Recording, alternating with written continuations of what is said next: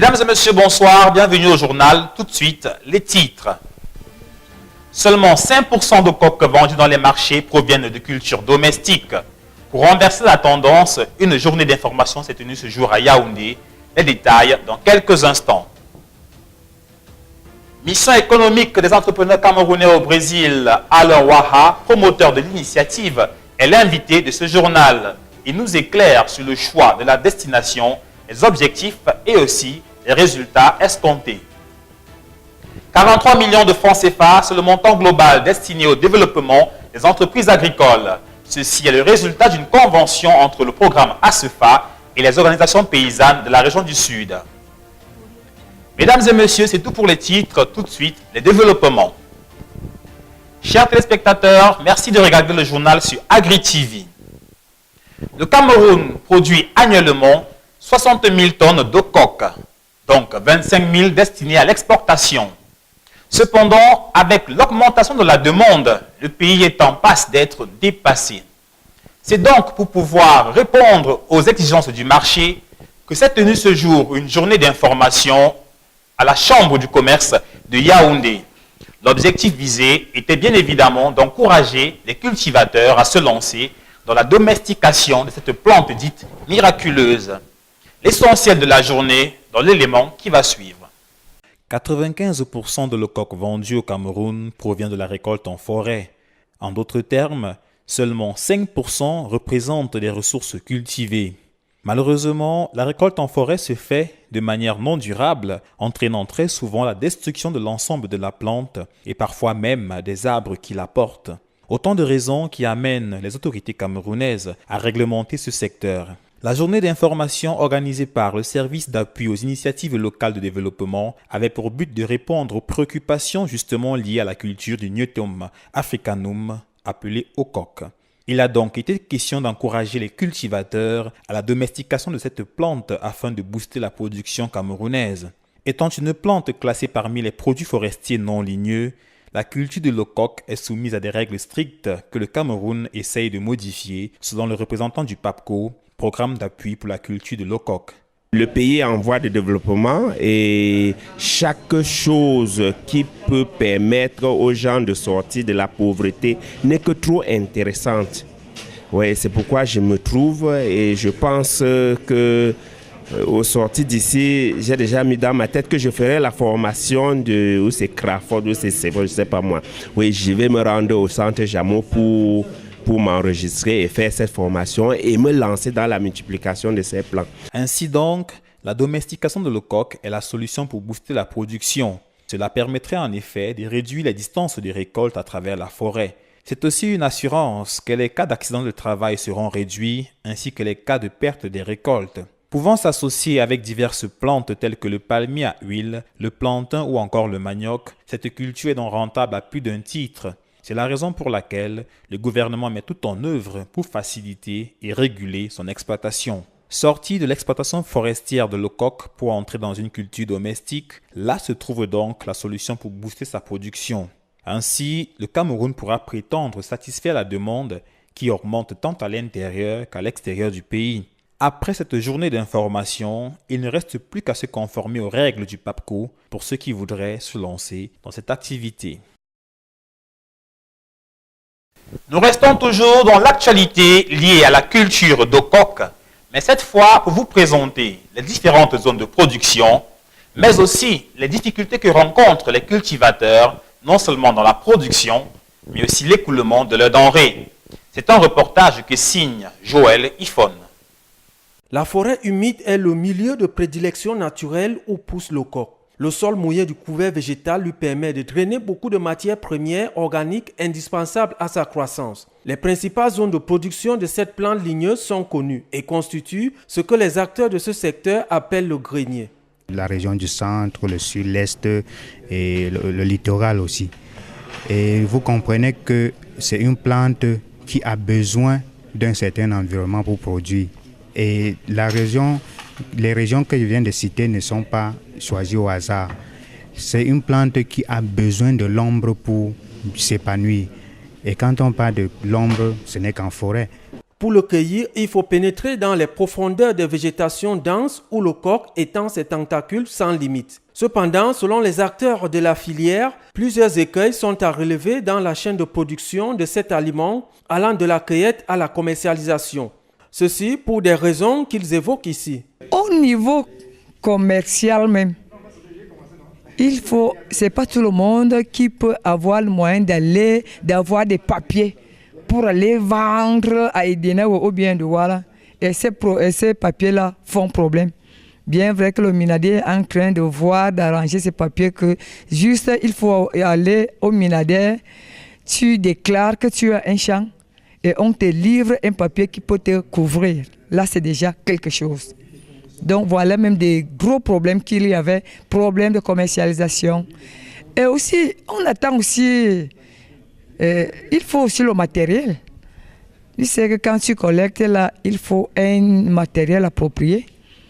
Toutefois, faut-il le souligner, la filière de l'eau-coq aiguise des appétits financiers au regard de la surexploitation que connaît cette denrée alimentaire au quotidien. Sans doute dû aux vertus médicinales qui lui sont attribuées par des chercheurs. Je vous invite à présent à découvrir les vertus et les différents modes de transformation de l'eau-coq.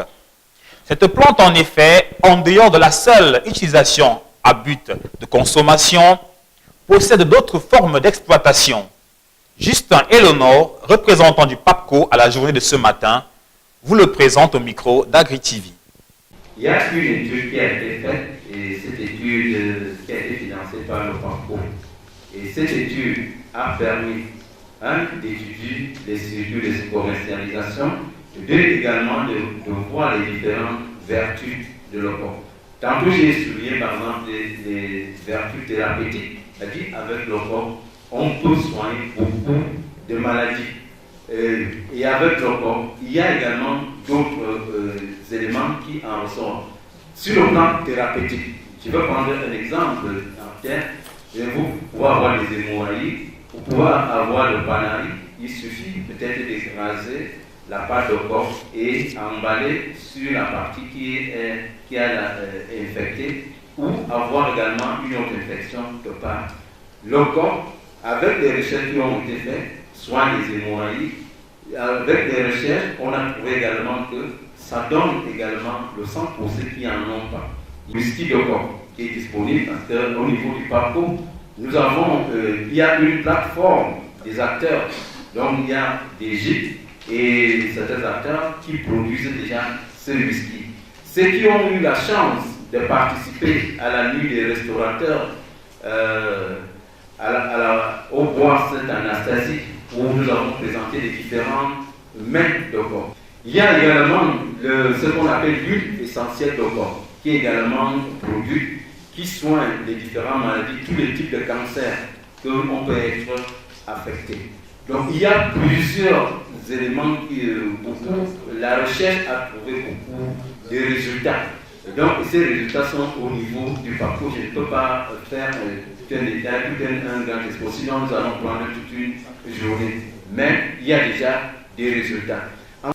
La mission économique des entrepreneurs agricoles camerounais du secteur de la transformation se prépare activement. Elle se tiendra au Brésil du 25 avril au 2 mai prochain. Je vous propose de suivre Alain Waha, promoteur de l'initiative, qui va nous éclairer davantage sur le pourquoi du choix de la destination Brésil, mais aussi sur les possibles retombées et les objectifs de cette rencontre. Il répond aux questions de Joël Ifon. En effet, oui, il s'agit d'une mission économique d'entrepreneurs agricoles qui font dans la transformation agroalimentaire. Et donc, nous avons initié cette initiative afin d'appuyer tous les professionnels de l'agroalimentaire qui font dans la transformation, de voir dans quelle mesure ils peuvent se doter d'outils nécessaires qui leur permettent de s'équiper et de transformer tout ce que nous produisons. Parce que nous avons remarqué que la plupart de nos produits agroalimentaires pourrissent parce qu'il nous manque d'unités de transformation agroalimentaire. Donc, sous l'initiative du cabinet Zara, nous avons donc décidé d'entreprendre une mission économique au Brésil et nous avons une entreprise brésilienne, TES Trading Brésil, qui accueillera une douzaine et même plus d'entrepreneurs agricoles du secteur de la transformation agroalimentaire. Le choix du Brésil, c'est sur plusieurs niveaux. De un, le Brésil est un pays qui a des potentialités en termes de transformation agroalimentaire. C'est un pays qui dispose des outils en termes d'équipement.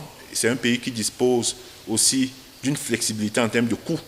Et c'est un pays qui accompagne les pays en voie de développement comme le nôtre dans leur émergence. Déjà, au niveau de l'ambassade du Brésil à Yaoundé, des dispositions ont été prises pour soutenir et faciliter les visas pour les entrepreneurs qui participeront. Également, au niveau du Brésil, l'entreprise qui nous accueille, TES Trading Brésil, a mis en place un certain nombre de dispositions d'accueil en termes de bus qui va nous prendre de l'aéroport pour les unités de transformation. Le côté hôtelier, l'hébergement au niveau du Brésil est également pris en charge par l'entreprise qui nous accueille, TES Trading Brésil. Les entrepreneurs camerounais vont tirer avantage non seulement du financement qu'offre la partie brésilienne.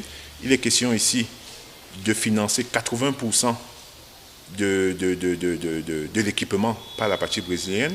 La partie camerounaise n'apportera que 20% et la durée de financement, c'est sur 10 ans.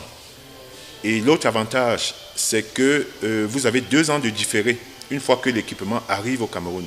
Donc, voilà autant d'avantages pour les Camerounais de se rendre du côté du Brésil et bénéficier de cette technologie que les Brésiliens nous apportent dans la transformation de nos matières premières, et essentiellement les matières, des produits agroalimentaires.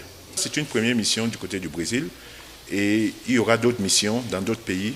Et je pense qu'il suffit tout simplement on communiquera là-dessus au niveau de la Chambre d'agriculture et au niveau des médias pour amener les Camerounais à s'intéresser beaucoup plus aux missions économiques parce qu'elles sont toujours d'un avantage pour nos entreprises. Une information en bref dans ce journal. La capitale économique du Cameroun accueille dès demain le Forum international des affaires et du commerce. Douala sera donc le siège d'une rencontre gigantesque entre différents acteurs du paysage des affaires et du commerce du Cameroun venus du pays et aussi de l'extérieur.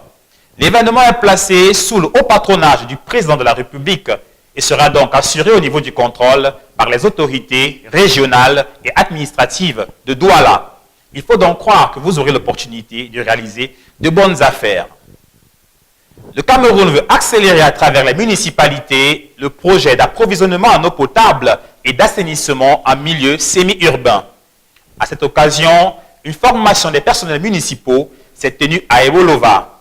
Il a été question de leur apprendre comment gérer les déchets solides des municipalités. Le reportage que vous allez suivre est signé Ememoka depuis Ebolova. 13 mai 2009, signature à Dakar par le Cameroun et le Fonds africain de développement, FAD, d'un accord pour le financement du projet d'alimentation en eau potable et d'assainissement en milieu semi-urbain.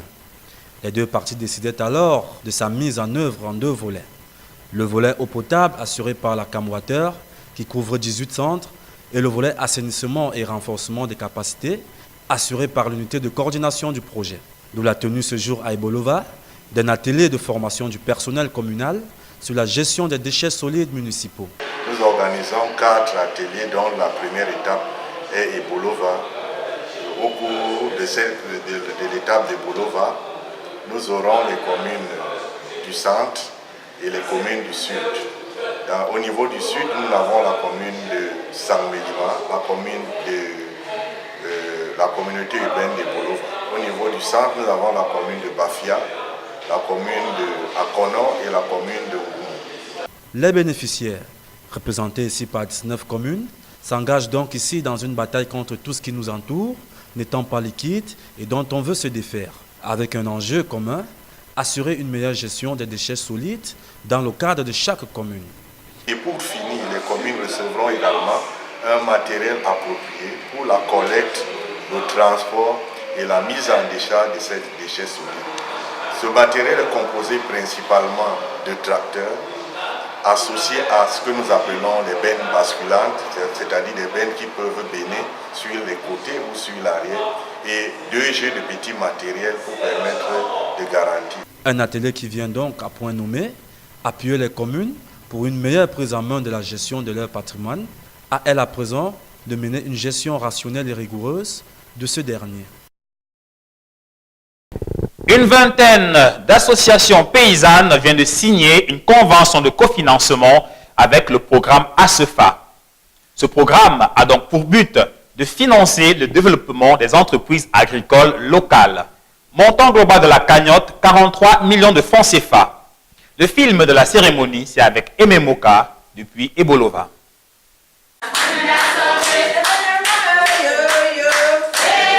Le déploiement du dispositif de financement du programme ASEFA vient d'atteindre le département du Dja-et-Lobo dans la région du Sud. Dans cette localité, l'accompagnement des conseillers ASEFA vient de profiter à une vingtaine d'organisations de producteurs agro-pastoraux.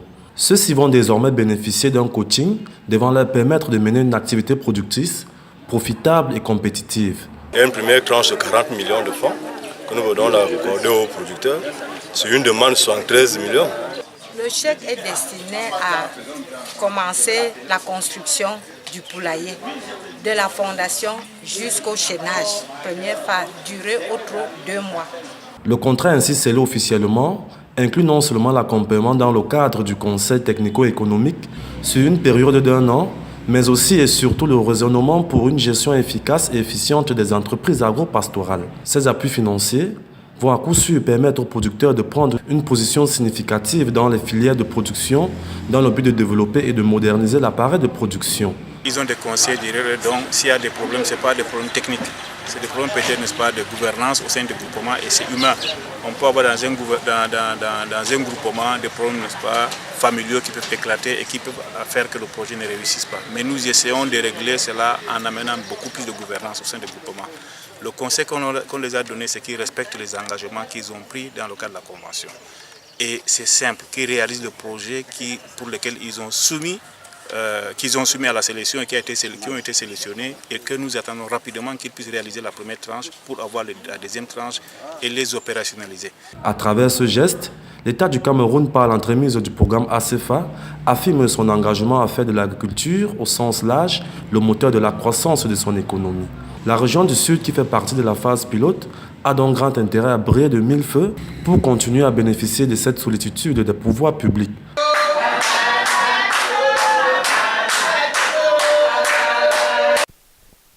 Nous sortons de ce journal avec une question toute simple. Préférez-vous utiliser les engrais chimiques ou alors les engrais naturels pour vos cultures? Et pourquoi? Si la réponse semble évidente, il faut dire qu'avec aujourd'hui les préoccupations de productivité et aussi de culture biologique, la réponse revêt plusieurs aspects. Les Camerounais qui ont bien voulu répondre à cette interrogation vont certainement mieux vous éclairer. Regardez plutôt leur réponse.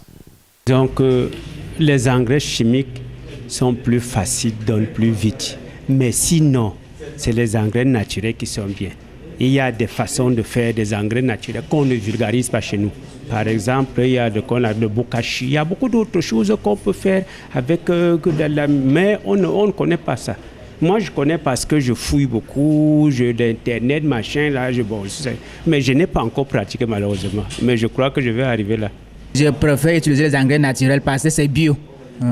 Et pour un agriculteur, il ne dépense rien. Au village, moi, j'ai encore la forêt vierge. Je suis à Samblima, j'ai la forêt vierge.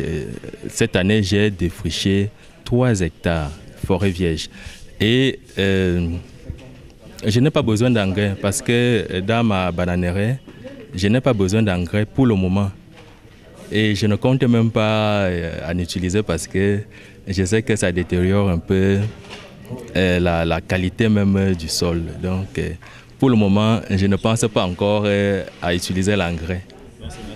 Mesdames et messieurs, c'est tout pour ce journal réalisé avec l'ensemble de la rédaction. Merci de l'avoir suivi et bonne suite des programmes sur Agri TV.